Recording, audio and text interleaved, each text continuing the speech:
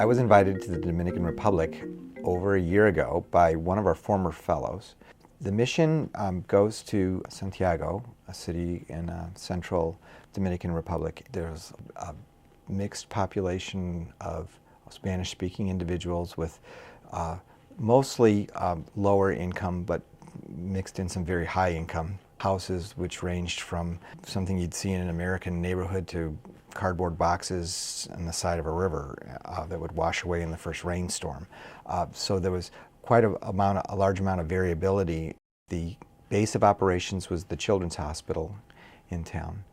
The pediatric cardiologists from down there and from Albany would screen the patients, decide which child was appropriate for surgical repair at that time. We would operate on anywhere from 1 to 3 children a day in 2 operating rooms, and we would care for these children after surgery in a makeshift ICU. You kind of go down there with the idea that you are going to be Mr. Superhero, but it really doesn't work out that way.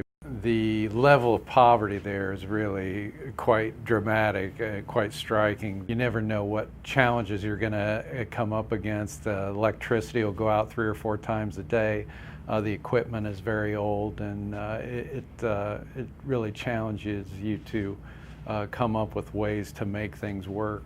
They're tough, hardy people, and these kids have gone through a lot to survive this long. My training here at the University of Michigan in anesthetizing children with congenital heart disease is not a common sort of training. It's certainly not something that's seen in poor and developing countries around the world. So if we can bring an entire team down to a small area where these children would otherwise die and give a week of our lives to do this, the rewards were just unmeasurable. As a physician, I think it's important that at some point in your life you have to be able to give back using your time and your skills and your knowledge to help others.